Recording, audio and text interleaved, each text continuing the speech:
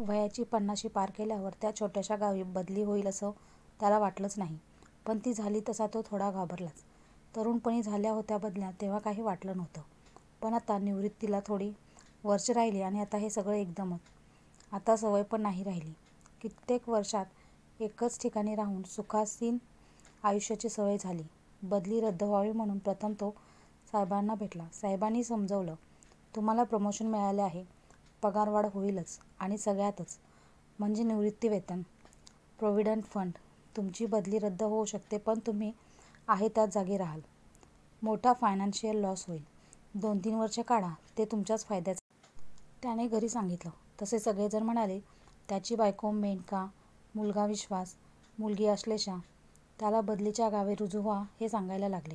पण जेव्हा त्याने सगळे कुटुंब तिथे हलवायला सांगितले तेव्हा सगळ्यांनी नकार दिला.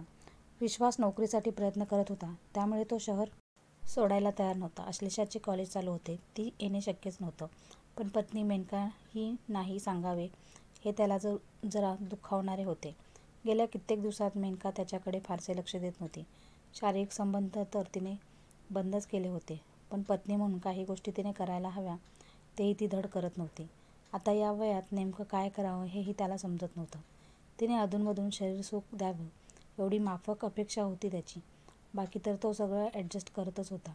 पण तिने साफ नकारच दिला. तिची इच्छा मेली होती, पण त्याची जिवंत होती. तो मन मारत होता. नाईलाजाने तो एकटाच बदलीच्या गावी आला. शहरापेक्षा लहान गावात सुविधा कमी असल्या तरी मदत करणारे जास्त असतात हे त्याने पुन्हा अनुभवले. त्याच्यासाठी एक रूम, अटॅच्ड संडास बाथरूम स्टाफने शोधून ठेवलं होतं. त्यात थोडे जुने फर्निचरही होतं. एका बंगल्याच्या वरती होती ती खोली. खानावळ होतीच. त्याने फारसं सामान आणलं नाही तरी त्याचे काम भागले. पहिल्या 8-10 दिवसातच त्याला समजले की तसे सगळे चांगले आहे इथे. स्टाफ सपोर्टिव्ह आहे. त्याचे घरमालक आणि शेजारी काळजी घेणारे आहेत. ऑफिसमध्ये कामही फारसं नाही. छोट्या गावाच्या असुविधा होत्या पण हळूहळू त्याचीही सवय होत गेली. एकदा ऑफिस सुटल्यावर तो रमत गमत निघाला. अचानक एक रिक्षा त्याच्या बाजूला येऊन थांबली. आतून एक बायकी आवाज आला, तू जयेश ना? Millennium square. ह्याने आश्चर्याने बघितलं. आत एक क्रूज चणीची बाई बसलेली. त्याला ओळख लागेना. अरे मी सुलोचना, तुझ्याबरोबर होते शिकायला, तुमच्या मागच्या आळीत राहायची. अरे सुलू तू? बापरे, किती वर्षांनी. इथे कशी काय? मी इथेच राहते, हजबंड इथलेच आहेत. चल घरी. नको ग आता नको, नंतर येईन ना फुरसतीत. आता किती वर्षांनी भेटला, चहा घे, मी जास्त थांबवणार नाही.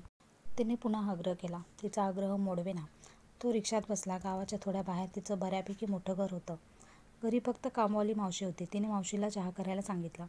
तिचा नवरा कुठेतरी बाहेरगावी कामाला होता. तो शनिवार-रविवार यायचा. तेही जमले तर. मुलीचे लग्न होऊन ती सासरी होती हैदराबादला. ती खूप माहिती सांगत होती. थोड्या वेळाने हा निघाला तशी सुलोचना म्हणाली, जयू तुला सांगू, तो ज्युनियर कॉलेजला होता ना, इतका हँडसम दिसायचा, मी मरत होते तुझ्यावर. असं? मला काही समजलं.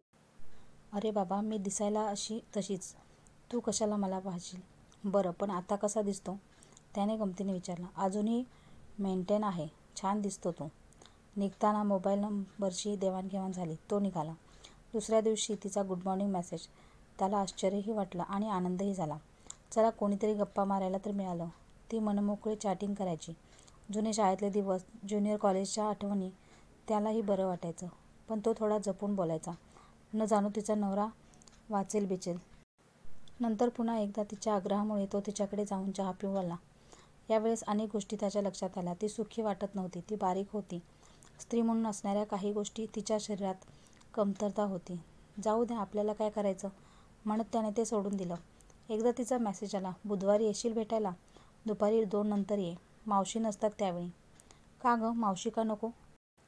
अरे त्यांच्यासमोर मनमोकळे बोलता येत नाही. ते घरात एकटे असताना बोलावते आहे. म्हणजे त्याला उगाच धडधड सारखे झाले. येतोय ना? हो, तो कसाबसा म्हणाला, पण अस्वस्थ झाला. हा काही ट्रॅप तर नाही? पण ट्रॅप कसा असेल? तिला आपण ओळखतो. तिचे आईवडील, भाऊ सगळे ओळखीचे. आता संपर्क नसला तरी पत्ता मिळविता येईल त्याचा. त्याला ते पटेना. असं काही ती करेल असे वाटत नव्हतं. तिची पहिली भेट, तिला झालेला आनंद. मग एकांतात भेटायला का? बुधवारी तब्येतीचे कारण देऊन तो ऑफिसमधून लवकर सटकला. अगदी शार्प 2ला तो तिच्याकडे पोहोचला. बेल वाजायचं काम पडलं नाही. तिने लगेचच दार उघडलं. तो आतमध्ये येताच तो दार बंद केला आणि त्याची धडधड वाढली. ती रिलॅक्स वाटली. तिने पाणी आणलं. बघ जयू, मी काही लपवणार नाही तुझ्यापासून. शाळेत असल्यापासून मी तुझ्यासाठी वेडी होते, पण दिसायला सुंदर नसल्याने बोलायची हिंमत झाली नाही. लग्न झालं, तेही बापाने भरपूर हुंडा देऊन केलं. नवरा काही दिवस बरा वागला, मग हळूहळू अलिप्त होत गेला. मुलीच्या जन्मानंतर तर जास्तच. मला डायरेक्ट म्हणायचं, तुझ्याशी सेक्स करावे असे तुझ्या शरीरात आहेच काय? मुलगी असल्याने मी तिच्यात मन रमवायचे. ती लग्न होऊन गेली आणि या माणसाने बदली करून घेतली. आता कर्तव्य म्हणून येतो 8-15 दिवसात. सेक्स तर मी किती वर्षात केलाच नाही. मला निर्लज्ज म्हणून की आणखी काही. मला फक्त एकदा शरीर सुख दे. मी तुझी आजन्म ऋणी राहील. प्लीज नाही म्हणू नको. तो सुन्न होऊन ऐकत होता. मग म्हणाला, तुला खरं सांगू, मलाही कित्येक दिवसात शरीर सुख मिळालेलं नाही. पण मी या मानसिक शारीरिक तयारीने आलेलो नाही. मी उद्या आलो तर चालेल का? चालेल. तुला माझ्याबद्दल काही शंका असेल तर मी स्पष्ट सांगते. मी बदचलन नाही. मला कोणताही आजार नाही. तू विचार कर, पण फक्त एकदा प्लीज. मी उद्या वाट बघते. याच वेळेस ये. या वेळेला आजूबाजूला कोणी नसतं. तो घरी आला तेव्हा काहीसा तंद्रीत होता. जे झालं ते नेमकं स्वप्न का सत्य त्याला समजत नव्हतं. त्याच्या बायकोशिवाय त्याने इतर कोणाशीही संबंध केला नव्हता. आपण खरंच तिच्याशी संबंध ठेवू शकू? त्याला बायकोचा मांसल देह आठवला. सुलीच्या कृश देहाकडे बघून आपल्याला उत्तेजना होईल. खरंच जायचं उद्या? आणि ही गोष्ट कुणाला कळली तर? तशी शक्यता कमी वाटते. नाहीच. एकदाचाच प्रश्न आहे. पण सुख मिळालं तर परत जाणार नाही कशावरून? अगदी लख्ख आठवतं त्याला. तो तिच्या मिठीत. काय बघतोस? तिने विचारलं. त्याने उत्तर दिलं नाही. तिच्या ओठावर ओठ टेकवले. चुंबनापासूनच तर सुरुवात झाली आज. चुंबन इतकं सुंदर मधुर असतं ह्याची कल्पनाच नव्हती त्याला. तो वेड्यासारखा झाला. वस्त्राचे अडथळे केव्हा दूर झाले समजलेच नाही. उत्तेजना, उत्थापन, नंतर प्रवेश, संभोग आणि स्खलन हे टप्पे अगदी शांतपणे व्यवस्थित झाले. एकमेकांसाठी ते ओळखीचे असले तरी शरीर अनोळखी होतं. पण काही तसं वाटलंच नाही. जणू खूप वर्षापासून ते देह एकमेकांशी रत होत होते असं वाटलं. इतकी सहजता कशी आली? एकमेकांच्या आत्यंतिक प्रेमामुळे की वासनेमुळे? माहीत नाही. पण तिच्या मिठीत अगदी शांत वाटत होतं. त्याने तिच्या चेहऱ्यावरून नजर हटवली नाही. त्याला तिच्या मांड्या नितंब पाहण्यात रस नव्हता. कदाचित वयाचा परिणाम झाला. त्याला ती पूर्णपणे मिळाली. अगदी समर्पण भावनेने. तेच खूप होतं. तिने चाळवाचाळव केली. खायला करू काही? तिच्यातली गृहिणी जागृत झाली. नको, मी नाश्ता करून आलोय. कॉफी? काहीच नको. तू माझ्या मिठीतून उठू नको.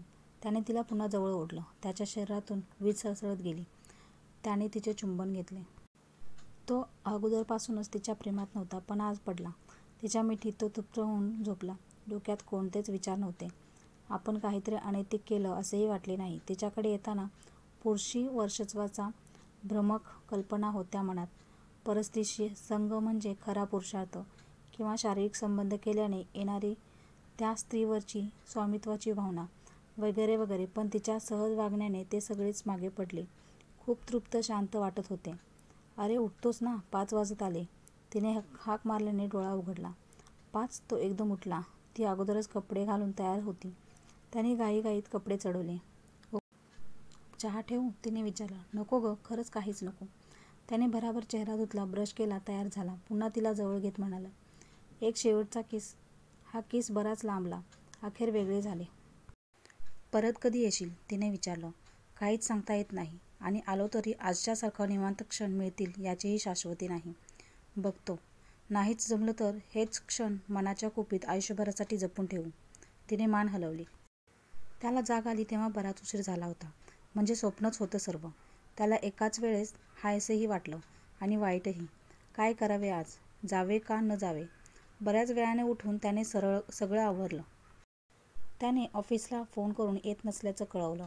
त्याचे डोके कलकलू लागलं. आपण तिला सेक्शुअली सॅटिस्फाईड करू शकू? ऐनवेळी आपलं अगोदर स्खलन तर नाही होणार? मग त्याला आठवलं, आपल्याकडे एक विस्की पडलेली आहे. 1 वाजेच्या आसपास तिचा मेसेज आला. त्याने दुर्लक्ष केलं. त्याने विस्की काढली. 1 पेग बनवला. तिचा फोन आला. अरे येतोय ना? थोडी भीती वाटतेय. एक विस्कीचा पेग घेतला तर चालेल ना? चालेल, पण एकच घे आणि जास्त उशीर करू नको. संध्याकाळी शेजारी नोकरीवरून परत येतात.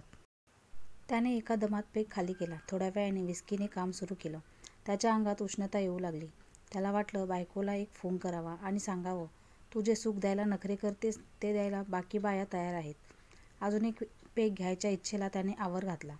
विस्कीची बाटली त्याने व्यवस्थित कपाटाच्या आत ठेवली. निघताना त्याने सवयीने पाकीट उघडलं. तसा आतल्या बाजूला असलेल्या महाराजांचा फोटो त्याला दिसला. त्या महाराजांचा हा खूप मानायचा. परस्त्री गमन म्हणजे पाप. अचानक महाराजांचे वाक्य त्याला आठवले आणि तो थबकला. त्याच वेळेस पुन्हा त्याच्या मोबाईलवर सुलोचनाचा फोन वाजू लागला आणि काय करावं हे न कळून तो गोंधळल्यासारखा उभा राहिला. अखेर वासनेने विकारावर विजय मिळवला. तिचा फोन घेत तो म्हणाला, येतोय. महाराजांचा फोटो असलेले पाकीट त्याने कपाटात ठेवलं आणि तो निघाला. तिच्या घरी तो कसा पोचला हे त्याला नीटसं आठवत नव्हतं. तिने दरवाजा उघडला. त्याने त्वरेने दरवाजा बंद केला आणि तो तिच्यावर तुटून पडला. ती त्याला ढकलत राहिली, प्रतिकार करत, पण त्याच्यापुढे तिचं काहीच चालले नाही. वासनापूर्ती झाल्यावर तो तिथे झोपी गेला. त्याला जाग आली ती तिच्या रडण्याच्या आवाजाने. सुरुवातीला त्याला लक्षात येईना तो नेमका कुठे आहे. मग हळूहळू त्याला भान आलं. आधी त्याने स्वतःकडे बघितलं. तो निर्वस्त्र होता. घाईघाईने त्याने कपडे घातले आणि तो बधीर होऊन तिच्याकडे बघत जा आता इथून आणि परत तुझे तोंड दाखवू नको, ती रडत म्हणाली. सुले, आय एम सॉरी. सॉरी? अरे रेप केला तू माझ्यावर. फक्त सॉरी म्हणून कसा सुटेल? अगदी जनावरासारखा वागलास तू आज. मला तर धड ओरडताही येत नव्हतं. कुठून तुला बोलावलं असं झालं. जा आता इथून, शेजारी येण्याची वेळ झाली. तो कसाबसा तिच्याकडे गेला आणि तिच्या खांद्यावर हात ठेवणार तेवढ्यात ती कडाडली. हात नको लावूस माझ्या अंगाला, जस्ट गेट लॉस्ट. तो मान खाली घालून उभा राहिला. सुले, मी तसा नाहीये गं. एक शब्द बोलू नकोस, जा इथून. तो खजील अवस्थेत पाय ओढीत बाहेर आला. त्याच्या पाठीमागे तिने धाडकन दरवाजा लावला. 8 दिवस त्याने भयंकर उदास काढले. त्याला धड काही आठवतही नव्हतं. आपण इतके क्रूर वागलो. खरंच कशामुळे? विस्कीचा अंमल? की इतके दिवस दाबून ठेवलेली वासना? की तिने दिलेले खुले आमंत्रण? हळूहळू तो त्यातून बाहेर पडला. पण सुलोचनाची कोणत्याही परिस्थितीत माफी मागायचीच हे त्याने सर्वप्रथम ठरवले. त्याच्याकडे तिचा नंबर होता, पण ती त्याचा फोन उचलेल का अशी त्याला शंका होती. कदाचित तिने ब्लॉकही केलेले असू शकतं. पण एकदा तरी ट्राय करू, कदाचित उचलेलही फोन. तब्बल महिन्याभरानंतर एकदा धडधडत्या हृदयाने त्याने फोन केला. सुदैवाने तिने त्याला ब्लॉक केलं नव्हतं. बऱ्याच वेळाने तिने फोन उचलला. काय आहे आता? ती खेकसलीच. सुलोचना, मला माफी मागायची आहे. काही नाटकं करू नको आणि परत फोनही करू नको. तिने फोन ठेवला. तरीही याला आशा होती. तिने ब्लॉक केलं नव्हतं. 15 दिवसांनी याने परत फोन केला.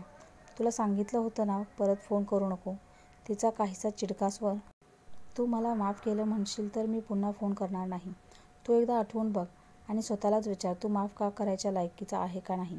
सुले, मी आपल्या भेटीची सिक्रेसी जपली. दुसरा एखादा असता तर गावभर डोंगारा पिटत फिरला असता. माझी चूक झाली, पण मी खरोखर संस्कारी आहे गं.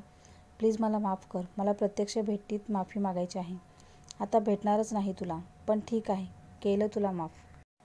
थँक्यू. माझ्या डोक्यावरचं मोठं ओझं उतरलं. फक्त एकदा भेट मला. आता नाही, लगेच. नंतर केव्हाही. अगदी माझी भीती वाटत असेल तर तुझा नवरा असताना बोलावलं तरी चालेल. ती किंचित हसली. आणि त्याला काय सांगू? ह्या माणसाने माझ्यावर. प्लीज सुलू. ओके, भेटू. नंतर वेळ सांगेल तुला. सध्या नको. ओके आणि थँक्यू. हॅलो सुलू, मी सांगितलं होतं ना की मी फोन करेन म्हणून. करावाच लागला. माझी बदली झाली. 15 दिवसाच्या आत मला हे गाव सोडून जावं लागेल. ओ, म्हणूनच म्हणतो एकदा शेवटचं भेटू दे. पुन्हा भेट होते ना होते. चालेल, ये परवा. नेहमीच्या वेळी. ड्रिंक घेऊन येऊ नको. फक्त 10 मिनिटे. थँक्यू. ड्रिंकचा प्रश्नच नाही. आणि हो, कामवाली मावशी त्यावेळी घरीच असणार आहे. No problem. पण मी इतका खालच्या दर्जाचा नाही आहे सुलू. चुका तर देवमाणसाकडूनही होतात. Okay, done. त्या दिवशी तो शांतपणे तिच्या घरी पोचला. तीही रिलॅक्स वाटली. तो येणार म्हणून दडपण दिसले नाही तिच्या चेहऱ्यावर. तिने त्याला पाणी दिलं. तिने स्वतः उठून पाणी दिलं याचा अर्थ मावशी घरात नाही हे त्याच्या लक्षात आलं. कामवाल्या मावशी घरी असताना हे त्याने वेडेवाकडे वागू नये म्हणून घातलेली भीती होती का? काही वेळ दोघेही निशब्द होते. अचानक तो उठला आणि सुलोचनाच्या दोन्ही पायांना मिठी मारून रडू लागला. ती एकदम गांगरली. पाय सोडवायचे प्रयत्न करू लागली, पण त्याने पाय सोडलेच नाही. मग तिने घाईघाईत त्याला माफ केल्याचं पुन्हा पुन्हा सांगितलं, पण त्याने पाय सोडलेच नाही. रडणे थांबवून तो तिच्या मांडीवर डोके ठेवून स्वस्थ पडला. तिलाही त्याची दया आली. तिने हळुवारपणे त्याच्या डोक्यावरून हात फिरवला. थँक्स सुलू. तो तसाच तिच्या मांडीवर पडू राहिला. तिलाही वाईट वाटलं. एवढी माफी कोणीच तिच्याकडे मागितली नव्हती, आणि कोणी दुसरा असता तर गेली उडत म्हणून निघूनही गेला असता. त्याच्या प्रामाणिकपणाबद्दल तिला शंका राहिली नाही. तिने पुन्हा त्याच्या डोक्यावरून हात फिरवला आणि त्याचे मस्तक उचलून घेत त्याला वरती बसायची खूण केली, आणि तो वरती येताच त्याला मिठीत घेतले. काहीसे आश्चर्याने त्याने तिच्याकडे पाहिलं, मग तिच्या मिठीत शांतपणे विसावला, तिच्या हृदयाची धडधड ऐकत. मग हळूच तिच्याकडे बघत तो म्हणाला, सुलू, तुझी परवानगी असेल तर एक चुंबन. हो, ती हुंकारली. तसे त्याने तिच्या ओठावर ओठ टेकवले. एकदा पॅशनेटली चुंबन घेतल्यावर त्याने पुन्हा एकदा तिचे चुंबन घेतले. तिचा प्रतिसाद पाहून त्याच्यातील वासना जागी झाली. त्याचे हात तिच्या मांडीवर पाठीवर फिरू लागले. तिने आक्षेप घेतला नाही, तशी त्याची हिंमत वाढली. हळूहळू वस्त्रांची बंधने दूर झाली. ह्यावेळी त्याने कोणतीही घाई केली नाही. अत्यंत हळुवारपणे त्याने सुरुवात केली. मागच्या वेळी आपण अत्यंत निर्दयपणे वागलो हे लक्षात ठेवून तो तिला फुलवत होता. तिला जास्तीत जास्त सुख देण्याचा प्रयत्न करत होता. ती पुरेशी उत्तेजित झाली. तिनेच त्याला अंगावर ओढून घेतलं. खूप दिवसानंतर त्यालाही समोरून प्रतिसाद आल्याने शरीरसुख मिळत होतं. भर दिवसा तिच्या घरात चंद्र उतरला. तिने खिडक्या लावलेल्या पडद्यातून येणाऱ्या प्रकाशात फिकट गुलाबी रंग आणि नक्षी खोलीत पसरली. त्याचा प्रणय बराच वेळ चालला. तिचे त्याच्या पाठीवरून फिरणारे हात आणि हुंकार त्याला अधिक जोम देत होते, त्याचबरोबर त्यालाही सुखी करत होते. सुख घेताना जर स्त्री भरभरून देत असेल तर स्त्रीच्या शरीराला गोलाई मांसलपणा असायलाच हवा असं नाही, हेही त्याला समजलं. वय तर दोघेही विसरूनच गेले होते. बराच वेळाने सूर्यकिरणांनी पडद्यातून येणारी नक्षी जमिनीवर उतरली. सखल झाले. तो बराच वेळ तसाच पडून राहिला, तृप्तीचं सुख अनुभवत. आता मला काय, तुझ्या वजनाने गुदमरून मारून टाकणार आहेस का, ती मिश्किलपणे म्हणाली. तसा तो तिच्या अंगावरून घाईने बाजूला झाला. मग तिला कवेत घेत म्हणाला, सुले, स्वर्गसुख हेच असावं. थँक्स माझ्यावर विश्वास दाखवल्याबद्दल. हेच सुख मला घ्यायचं होतं मागील वेळी. पण जाऊ दे तो विषय. थँक्स माझ्याकडून पण, कारण नवऱ्याने तर कधीच मला इतके फुलवलं नाही, कधी माझ्या भावनांचा विचार केला नाही. ऑर्गॅझम वगैरे तर फार दूरची गोष्ट. मग ते दोघेही बराच वेळ एकमेकांच्या मिठीत पडून राहिले. ती हळूच उठली. त्याने मान फिरवली. ती कपडे घालत म्हणाली, काय खाणार, जेवण झालंय का. त्याने नकारार्थी मान हलवली. ठीक आहे, मी बनवलेलंच आहे, गरम करते. जेवताना तो म्हणाला, तुझी मावशी म्हणजे कामवाली दिसली नाही आज. सकाळीच येऊन गेली, आत्ता येणार नाही. जेवण झाल्यावर त्याने जाण्याची तयारी केली. निघालास, तिचा कंठ भरून आला. निघायला हवं, संध्याकाळ होत आली. तुझे शेजारी येतील. नाही येत. जर तू घराबाहेर निघालाच नाहीस तर कोणाला समजणार नाही. रात्रभर थांब, सकाळी मात्र पहाटेच घराबाहेर पडावे लागेल. खरंच. रात्रभर तिच्या मिठीत, रात्रभर प्रणय. 2 क्षण तो थरारला, मग शांतपणे म्हणाला, नको, हे मिलन आयुष्यभर लक्षात ठेवेन. रात्री तसाच अनुभव मिळेल याची खात्री नाही, आणि कोणी चुकून मला रात्री निघताना पाहिलं तर तुझी बदनामी होईल. नकोच. ती पुढे आली. त्याच्या गळ्यात हात टाकून त्याचं एक दीर्घ चुंबन घेऊन म्हणाली, टेक केअर. तिचे डोळे भरून आले.